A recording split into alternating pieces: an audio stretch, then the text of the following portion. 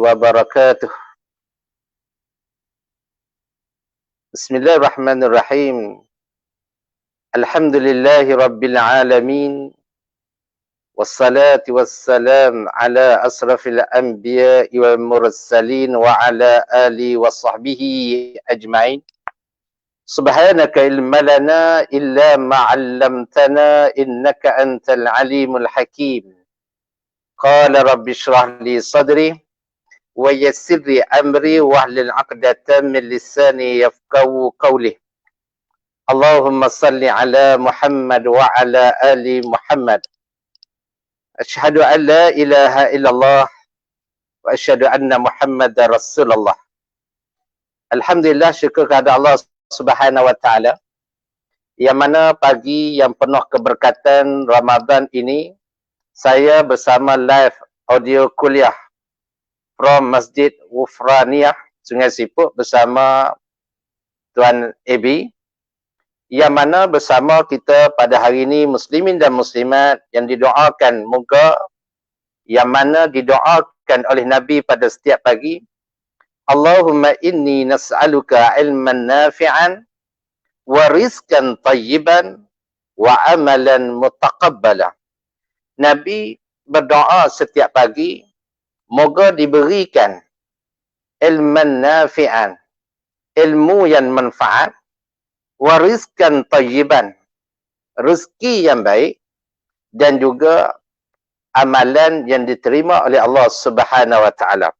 Oleh yang demikian, sebab itulah kita berharap kepada Allah Subhanahu wa taala, apa saja amalan di dalam bulan Ramadan kita kerjakan dalam ibadatun lil, ibadatun nahar dan ibadatun sahar ini diterima oleh Allah Subhanahu wa taala.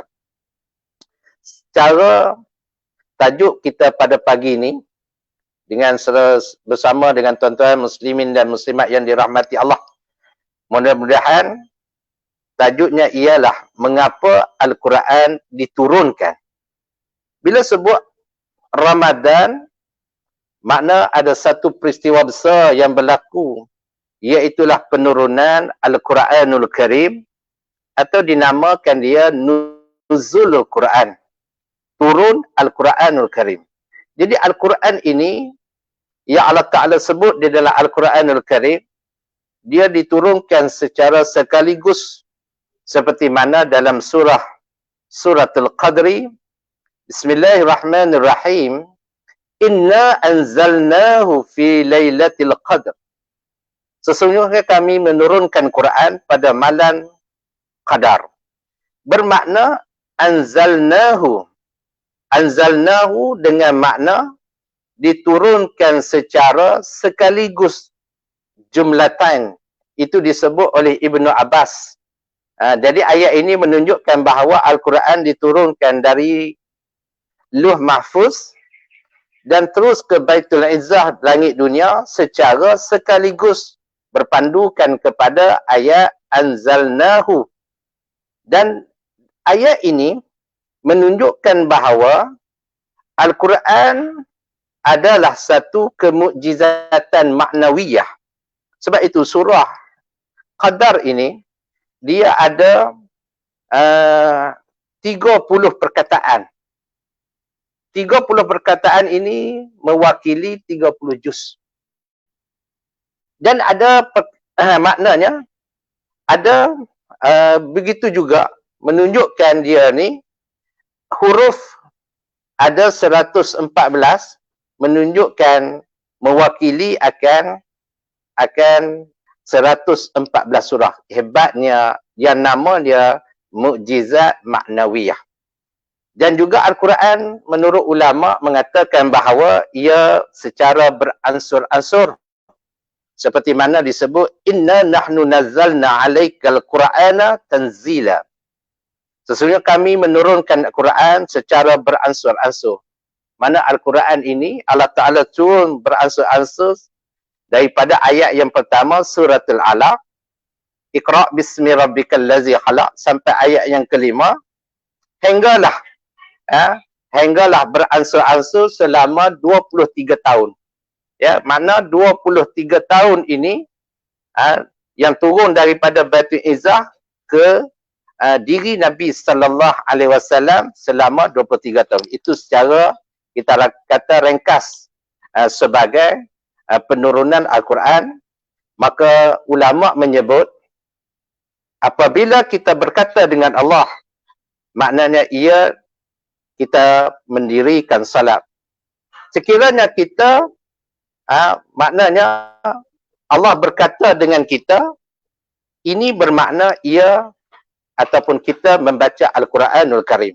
Jadi Al-Quran adalah satu kitab pedoman yang membicarakan tentang hukum hakam, membicara tentang akhlak.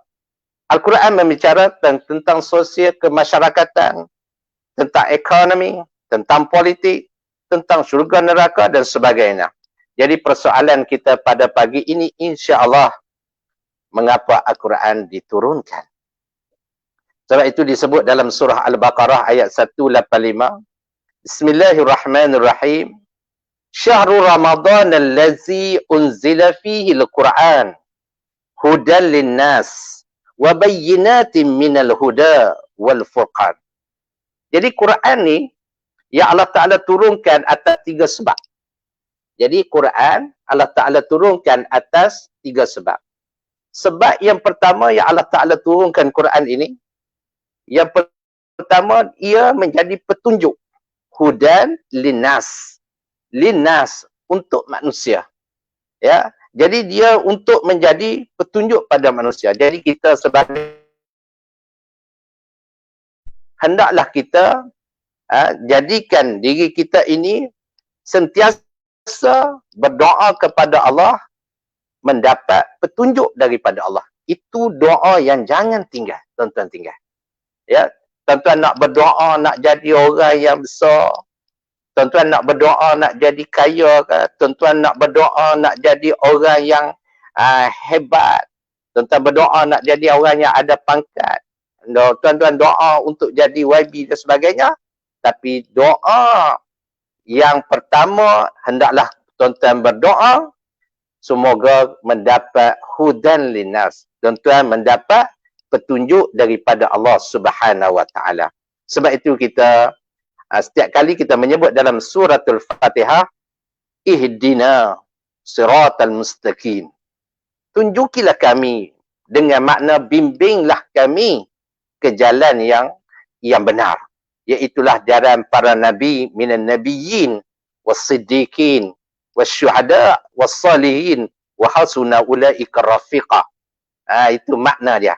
Ya. Jadi yang pertama apa dia? Supaya kita mendapat petunjuk daripada Allah Subhanahu wa taala, yang di mana manusia ni duduk di muka bumi mesti ada petunjuk. Hidayah, mesti ada keputusan apabila kita berada di atas muka bumi ini, ya. Maka keputusan ini hendaklah tepat. Contoh, kita nak dapat sesuatu keputusan, ya, maka kena kita wajib beriman kepada Allah Subhanahu wa taala. Setiap kehidupan kita ada keputusannya. Contoh, kita nak beli baju raya tahun ni, ya, warna apa? Warna hijau kah?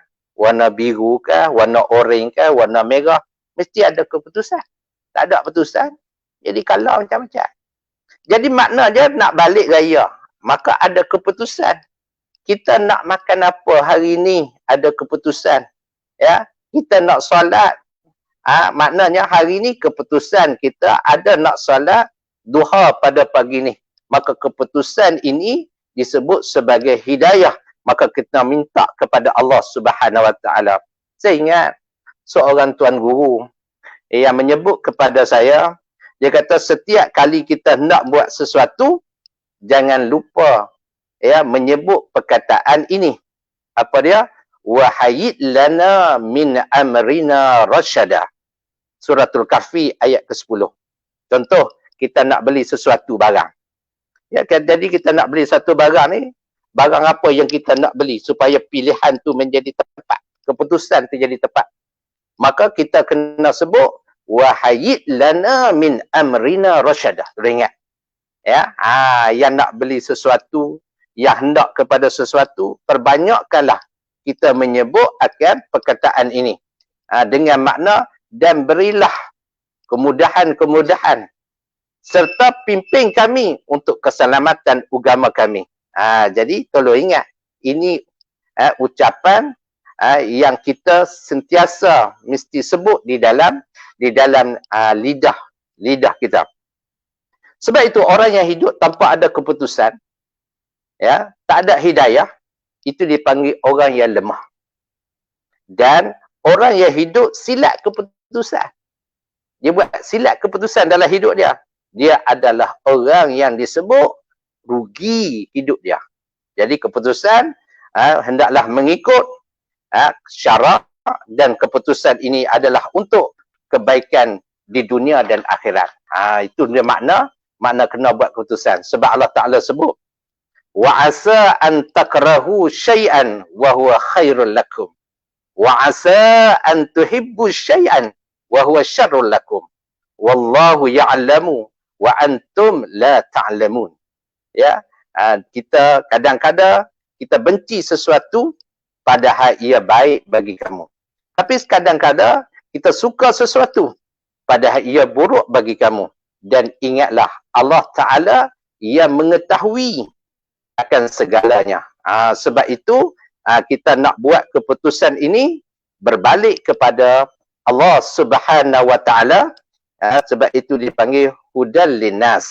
Ya, maka jadikanlah kita ini orang yang bertakwa. Sebab orang yang bertakwa ini, apabila membuat keputusan, dia berbalik, dia terpulang balik kepada Allah Subhanahu Wa Ta'ala. Wa man yattaqillah yaj'al lahu makhrajan.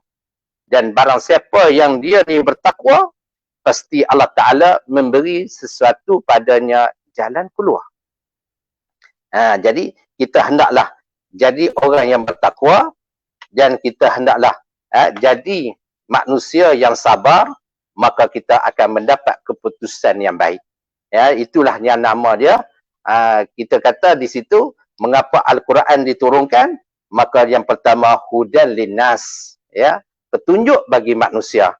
Jadi setiap perkara dalam keadaan PKPB ini, ya, kita berada di rumah, ya, yang kita berada dalam keadaan duduk di rumah, stay at home ini, jadi kita buatlah keputusan yang baik dalam keluarga kita, dalam anak beranak kita.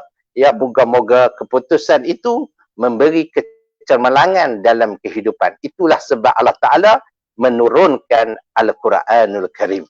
Yang kedua, wabayyinatim minal huda. Quran diturunkan untuk bukti yang memperkukuhkan petunjuk. Quran ini diturunkan juga, ia adalah sebagai bukti. Bukti untuk apa? Bukti untuk memperkukuhkan. Dia memperkukuhkan petunjuk. Contoh saya bagi. Ya, buktinya para nabi dan para anbiya. Kisah nabi, kita ambil kisah Nabi Daud alaihi salam. Daud alaihi salam, seorang nabi, seorang rasul. Di zaman itu, ini berlaku di Jerusalem. Makna dia berlaku di Palestin. Di Palestin itu pada dulu ada satu zaman dipanggil Iron Age. Mana zaman besi. Pada masa itu ada seorang raja yang zalim. Yang nama dia Jalut. Zaman tu ada seorang raja yang akan menawan kota Jerusalem, Palestin ni. Jadi bila dia menjadi raja pada masa tu, dalam keadaan dia punya pemerintahan dia tu zalim, maka akhirnya beberapa orang ahli kitab pada masa tu tak berapa setuju dengan dia. Jadi mereka ni tak berpuas hati dengan pemerintahan Jalut. Akhir mereka pun berdoa kepada Allah. Ini Bani Israel.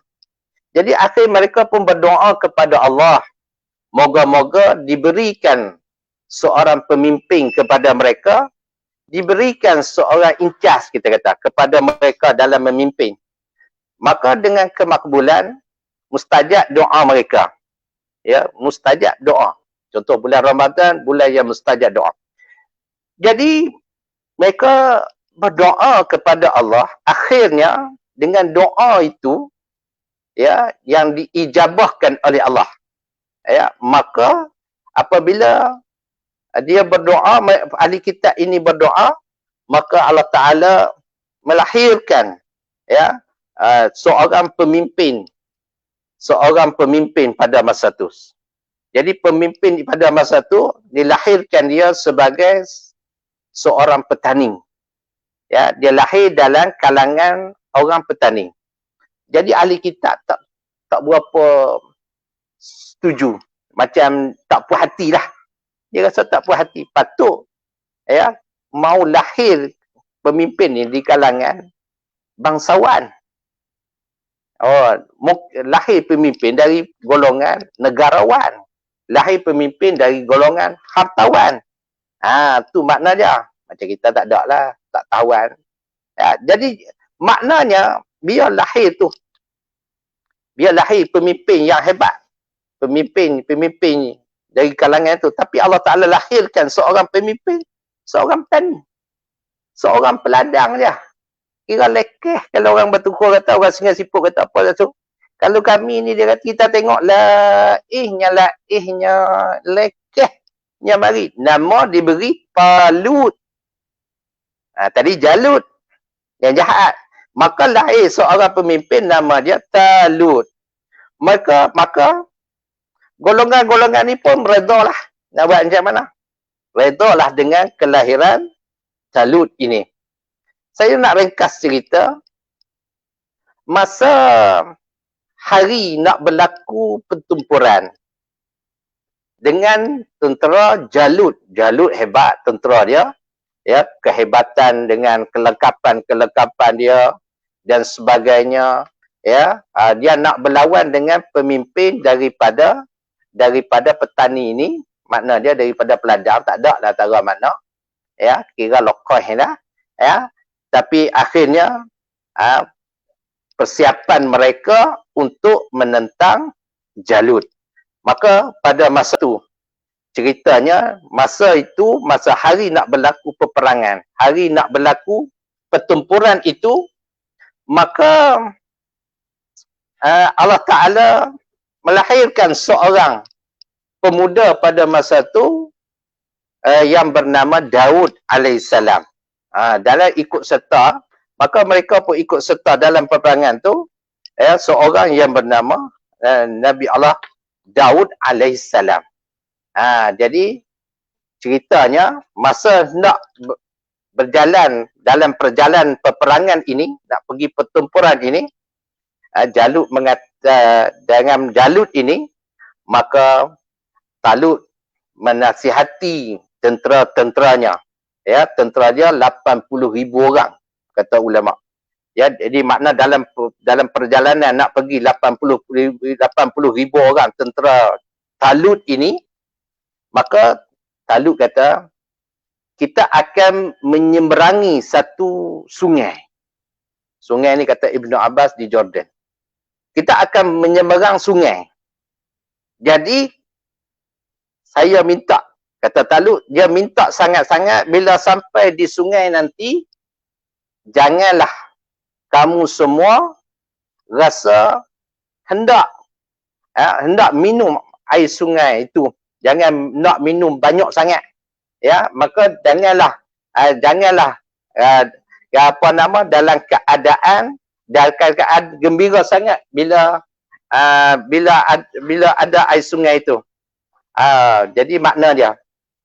Jadi dia minta supaya jangan rasa gembira ataupun rasa nak minum banyak. Cuma ambil satu tapak tangan saja. Itu syarat dia. Prasyarat dia. Kata Talut. Sampai kat sungai, apa jangan buat macam Red Indian jumpa air. Nyak terjung, satgi dia buat kuat lintang, sat lagi. Apa cuma minum satu tapak tangan. Itu syarat. Maka dalam perjalanan tu, akhirnya sampai dah di sebatang sungai, satu sungai. Maka 80,000 orang ni, tengok-tengok sungai lah. Macam kita lah. Tengah-tengah panas, tengah sungai, kira terjun. Terjun, mandi, minum, akhirnya apa yang berlaku?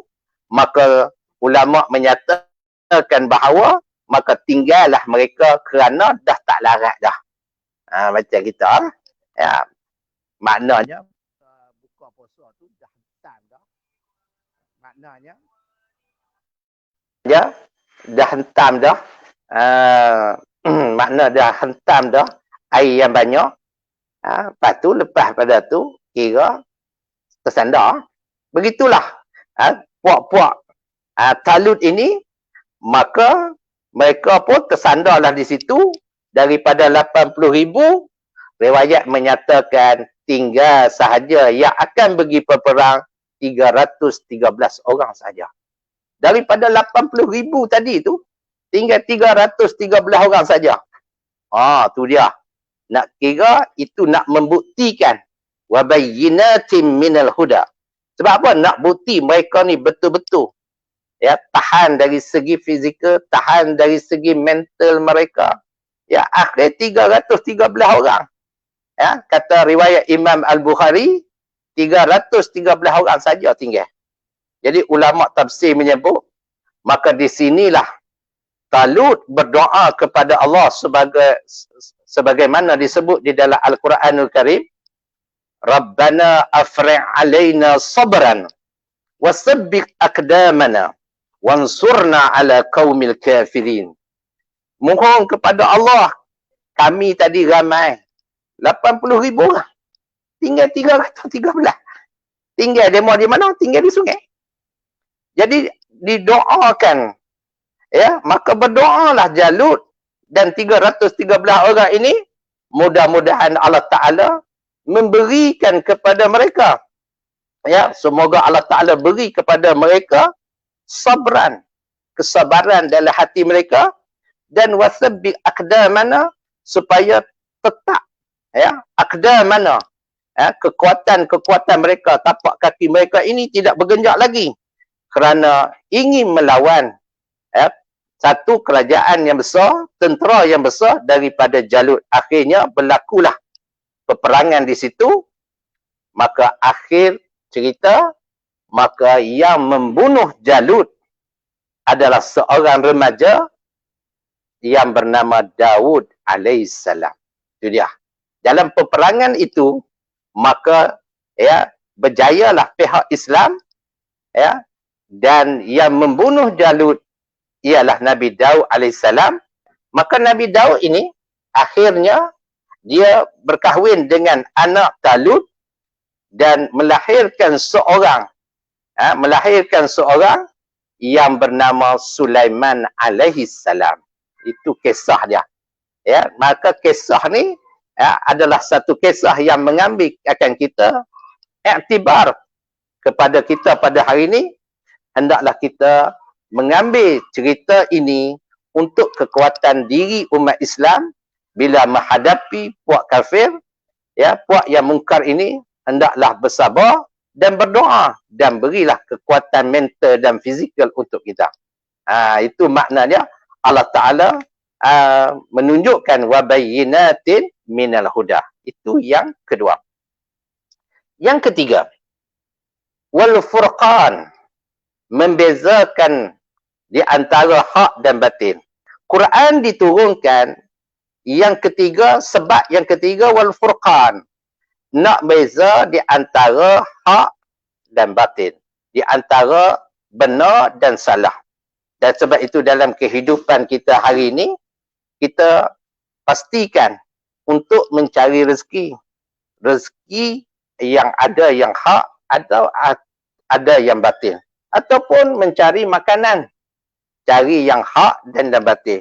Dalam sudut ekonomi ada hak dan ada batin, dari sudut politik ada hak dan batin, maka carilah yang batin. Sebab itu disebut oleh seorang ulama tasawuf dan juga ahli pelajaran yang bernama Ibnu Farabi. Jadi Ibnu Farabi dia kata, aku berlayar sekelilingi dunia. Mana aku pelajaran aku ni kira pergi merata dah. Tapi aku menemui akhirnya aku menemui dua patah. perkataan. Iaitulah perkataan ya dan perkataan tidak. Dua perkataan. Sungguh dia seorang ahli pelajaran. Travel lah kita kata. Travelling lah. Dia rajin pergi belayar sana. Yang contoh Ibnu Battuta. Ya, mereka adalah ahli pelayaran dan dia mengatakan aku akhirnya mendapat dua perkataan. Apa dua perkataan tu? Nak jawab sini ke? Sekali lagi. Tuan AB kata jawablah ni. Maka dua perkataan itu iaitu perkataan ya dan perkataan tidak. Maksudnya dalam hidup kita ada perkataan ya, ada perkataan tidak. Ya, la dengan na'am lah. No dengan yes. Ya, contoh kita nak membaca Quran. Ya atau tidak. Dua tu ya. Kita nak solat duha. Ya atau tidak. Ya, kita nak kahwin.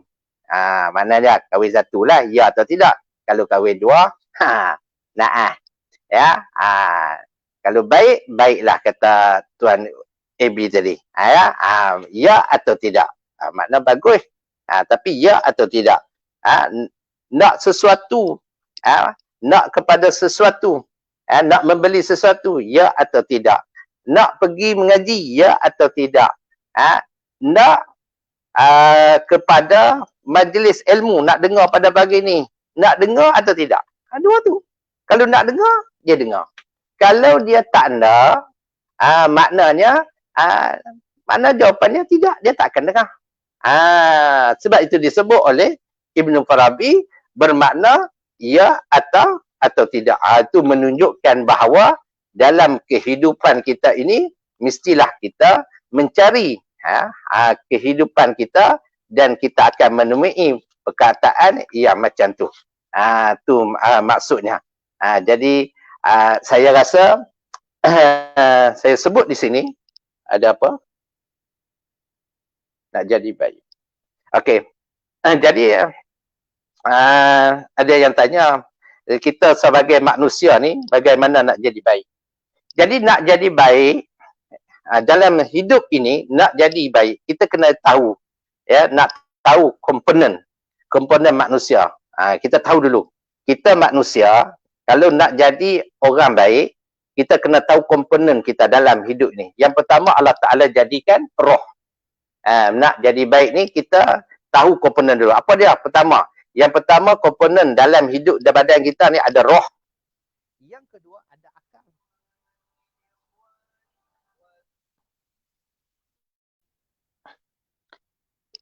Ada masuk pula dah. Ada akal. Yang ketiga ada nafsu. Yang keempat ada hati. Dan yang kelima ada jasad. Itu komponen. Nanti kita jawab. Nanti lah.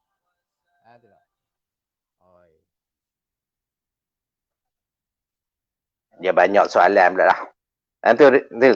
Jadi komponen manusia ini dia ada 5 komponen. Saya terang je tu. Persoalan dia nak jadi baik. Jadi 5 komponen manusia. Roh, akal, nafsu, hati, jasad. Okey. 5 komponen ni kalau kita nak jadi orang baik, penuhi komponen ini dengan barang yang baik. Ya, dengan barang yang baik. Apa je barang baik? Contoh roh. Ya, kita didik roh. Macam mana nak jadi roh ni jadi baik? Maka hendaklah kita kenal Allah Ta'ala. Awaluddin ma'rifatullah. Kata ulama kalam. Ya, maka mu kenal Allah Ta'ala. Jadi mu kenal Allah Ta'ala ni, maka mu akan jadi baik. Kenal macam mana? Mu kena belajar sifat Allah Ta'ala. Sifat yang wajib bagi Allah Ta'ala. Pertama. Sifat yang mustahil bagi Allah Ta'ala. Kedua. Sifat yang harus bagi Allah Ta'ala. 3. Mengaji sifat tu mu kenal Allah Ta'ala. Dengan tu mu jadi orang yang kenal Allah Ta'ala. Tu sebab tu duduk dunia ni nak selamat kata ulama 3 benda. Yang pertama mu kenal Tuhan. Mana mu kenal Allah Ta'ala. Ya. Yang kedua sesuatu tindakan fikir dulu. Kita fikir sebelum kita nak buat. Selamat. Yang ketiga ingat lepas mati bakit balik. Ya, bakit balik. Okey, saya sambung yang tadi, komponen manusia. Jadi yang kedua pada komponen manusia ialah akal. Apa makanan pada akal? Kalau roh tadi makanan dia ialah, kita kata makanan lah. Makanan dia ialah kenal Allah. Akal ini, makna makanan pada akal ni, pagi ni kita nak beri dia apa? Jadi baik, maka dia mesti ada ilmu. Man arada dunia fa'alihi bi'ilmih, man arada al-akhirah fa'alihi bi'ilmih. Wa man arada huma ma'an fa'alihi bi'ilmih. Maka mu nak berjaya dunia, wajib ada ilmu. Nak akhirat, mesti ada ilmu. Dan hendak keduanya, pasti ada ilmu. Jadi makanan kepada akal, maka kita buat apa live audio kuliah, maknanya inilah makanan, makna dia kepada akal kita. Mudah-mudahan kita mendapat rahmat, kita dimasukkan oleh Allah ke dalam syurganya. Atas kita buat macam ni. Yang ketiga, nafsu. Makanan pada nafsu. Amalan yang baik. Mana dia amalan yang baik yang tanya tadi. Mana amalan yang baik? Apa dia amalan yang baik? Maka amalan yang baik contoh seperti kita sedekah, melakukan sedekah, melakukan infak, membantu orang, ya, itu amalan yang baik. Senyuman, amalan yang baik. Maknanya kita memberi salam, amalan yang baik. Ya, contoh kita sedekah pada bulan Ramadan bagi orang makan pada sesiapa yang puasa, maka Allah Ta'ala beri kepada dia nanti bila dia mati, diangkat akan derajatnya. Itu kehebatan sedekah bagi orang yang memberi makan pada orang yang berpuasa. Itu nafsu, amalan yang baik. Ini banyaklah ya kita boleh buat masa PKP ni ya, dengan amalan-amalan yang baik ya, menyuruh perkara yang makruf dan menjauhi kemungkaran. Yang keempat ialah hati. Hati makanan ya zikrullah. Jadi banyakkanlah kita zikir kepada Allah Subhanahu wa taala. Itu makanan pada hati. Sebab apa? Ya, untuk mendidik hati ini menjadi baik, ya, banyakkanlah ala bizikrillah, itu tatmainnul qulub. Maka dia akan menjadi ketenangan pada hati. Sebab itu saya ingat seorang yang berjumpa dengan Nabi sallallahu alaihi wasallam, Malik As-Suja'i. Malik As-Suja'i ni satu hari dia pergi jumpa Nabi atas anak dia ditangkap oleh penjahat. Lalu Nabi kata kepada dia, mu balik rumah dan amalkanlah zikir ini, ya, la haula wala quwata illa billah. Itu jangan tinggal tuan-tuan. Zikir paling besar, afdaluz zikru fa'lam annahu la ilaha illallah. Itu zikir yang paling besar. Maka zikir la ilaha illallah, ya, maka doa ada dalam setiap hari kita, ya, dan zikir la haula wala quwata illa billah, dan kita juga beristighfar kepada Allah, dan kita banyakkanlah Allahumma salli ala Muhammad wa ala ali Muhammad. Maka banyakkanlah kita selawat ke atas Nabi sallallahu alaihi wasallam. Itu makanan hati. Makanan hati zikrullah. Dan yang kelima, jasad. Apa dia makanan jasad? Makanan jasad ialah maknanya makanan yang halal dan thayyiban. Makna makanan yang baik. Jadi kita ambil makanan tu. Cara kita untuk menyediakan makanan, mencari makan dan sebagainya, dan kita makan makanan yang boleh membentuk diri kita. Ya, ada makanan sunnah hari ni. Ya, jadi maknanya ada kita boleh ambil, contoh kita nak beri kekuatan waktu pagi, kita minum air mineral pada waktu pagi sebelum masuk air pun lagi, ya, kita buat sedikit garam dalam bekas minuman kita. Setiap kali nak makan, ambil sikit garam, garam bukit contohnya, ya. Jadi ada makanan yang baik untuk kita. Kurma, contoh, ya, makan kurma. Ada satu pantun dia kata apa? Nama anak dia Kak Norma, anak Pak Suyuk, pilihlah makanan kurma yang nama Yusuf Tayub. Jadi pilihlah, ikut tuan-tuan lah makan kurma yang macam mana kurma, dia mana dia tamrun, maknanya kurma tu kering lah. Kalau balah tu makna kurma yang muda, ya. Makna dia rutab, makna kurma yang dah masak. Jadi tuan-tuan, ini makanan sunnah. Tak apa nak makan apple, ya, nak makan buah apa aja, janji Makna barang yang halal, barang yang baik. Jadi 5 benda ni, kalau kita buat dalam hidup kita, 5 benda, roh kita, akal kita, nafsu kita, hati kita, jasad kita, biiznillah akan jadi insan yang baik. Jadi kita mendapat kekuatan jasmani dan kita mendapat kekuatan rohani kita. Mudah-mudahan kita menjadi manusia, kita menjadi insan yang baik. Tu cara dia. Jadi insya-Allah saya sebut di sini sebagai kita dalam kehidupan kita hari ini, ya, jadilah kita hidup kita dengan Islam, hidup kita ni dengan kita mengamalkan ajaran Islam. Pernah disebut oleh Anas bin Malik.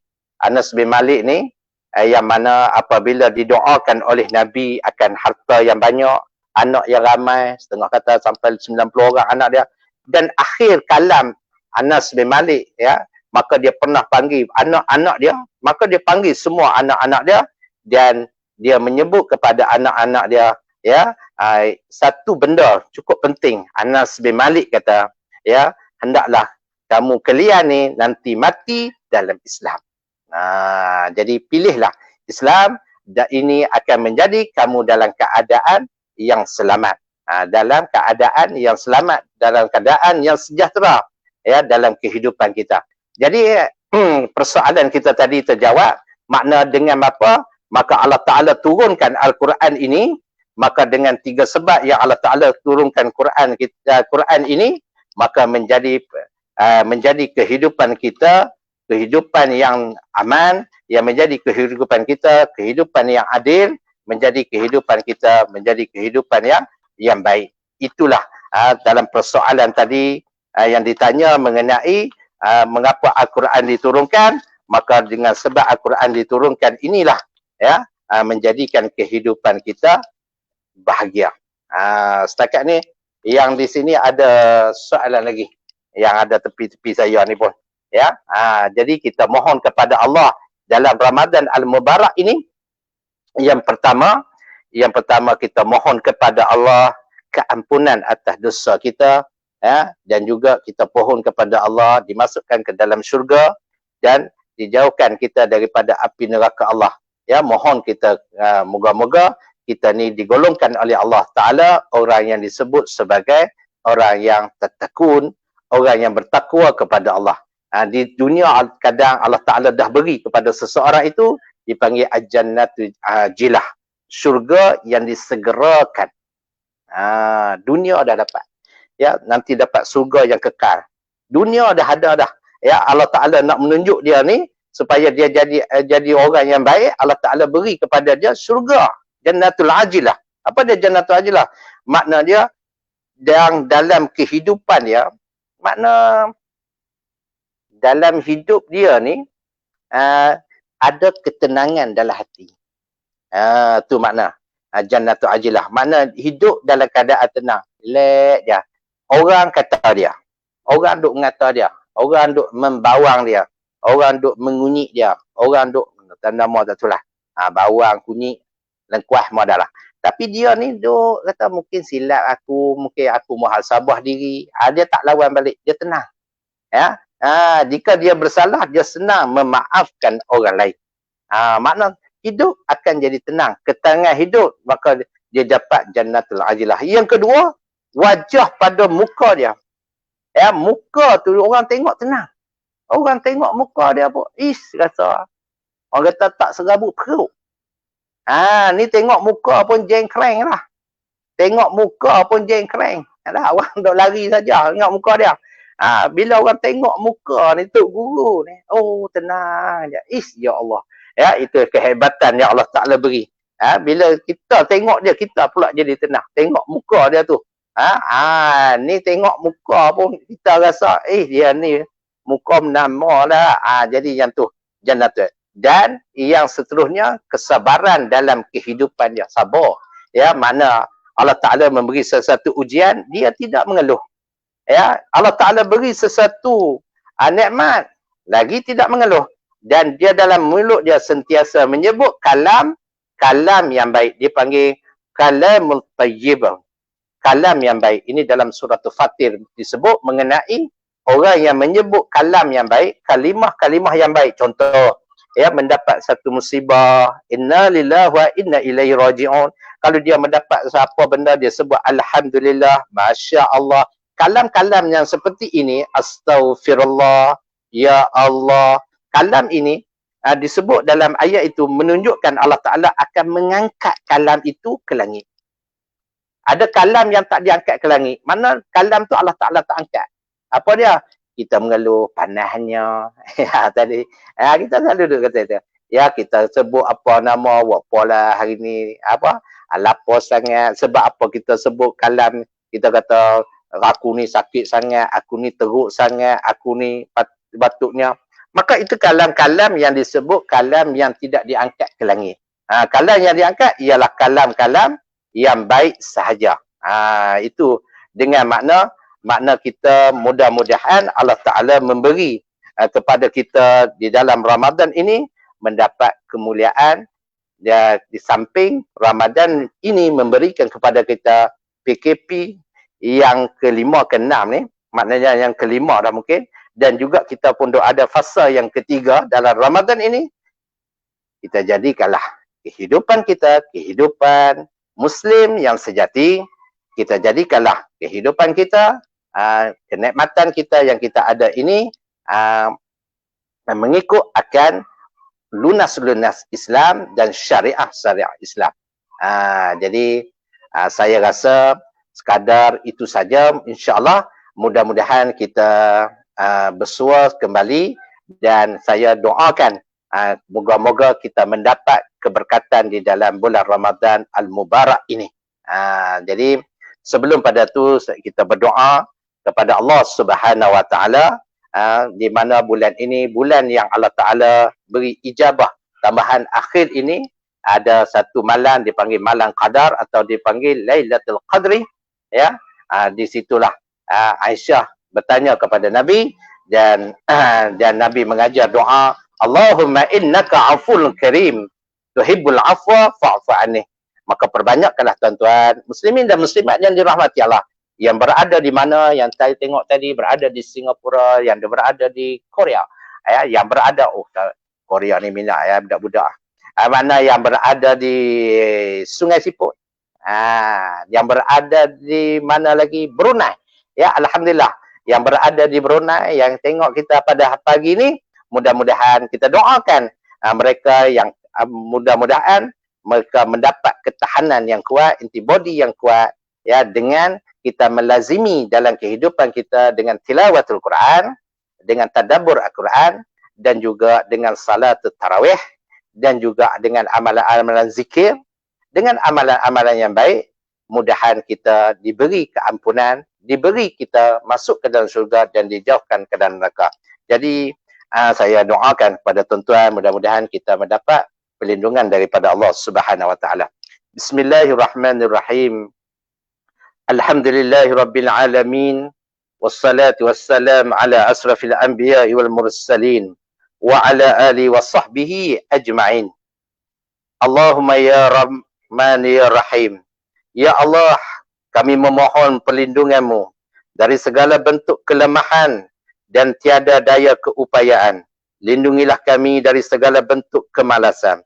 Lindungilah kami dari sifat bakhil dan kedekut. Lindungilah kami dari mengharap bantuan dan bergantung dengan manusia ketika waktu tua kami. Dan lindungilah kami daripada fitnah sewaktu hidup dan mati dan di alam kubur. Ya Allah, lindungilah kami dari segala kebimbangan, kesedihan dan kesusahan. Ya Allah, lindungilah kami dari segala sifat penakut dan segala jenis hutang yang membebankan kami. Ya Allah, kami mohon petunjuk dan hidayah-Mu, ya Allah. Moga kami menjadi hamba yang taat kepadamu, hamba yang bergantung padamu, ya Rahman, ya Rahim. Permohonan pada pagi ini, ya Allah, permintaan pada pagi ini, ya Allah, Kau perkenankanlah, Kau angkatkanlah, Kau makbulkanlah, Kau mustajabkanlah. Mudah-mudahan kami menjadi insan yang baik, menjadi insan yang mulia di sisi-Mu, ya Allah. Mudah-mudahan kami ini menjadi orang yang bertakwa, orang yang dipelihara kami, keluarga kami ini, ya Allah, jadilah isteri kami isteri yang salihah, suami yang saleh, anak-anak yang saleh dan salihah ya Rabbil Alamin. Dan petunjuk kepada kami semua jalan yang lurus. Dan terima, ya Allah, berilah kepadanya, ya Allah, yang membuat live audio kuliah from Masjid Wufraniyah Sungai Siput ini, ya Allah, ya, kepadanya, ya Allah, Abang Abi kita mudah-mudahan memberi kepadanya kesihatan, diberi kepadanya kekuatan jasmani dan rohani, dan ganjaran pahala, dan dimasukkan ke dalam syurga ya Rabbil Alamin. Sekadar itu saja. InsyaAllah kita akan bertemu di lain rancangan, di lain siaran ya, pada pagi yang penuh barakah ini, daripada saya Burhan Al-Qurawi dari Batu Kurau. InsyaAllah kita akan berjumpa lagi dengan akhir kalam yang mulia. Assalamualaikum warahmatullahi wabarakatuh.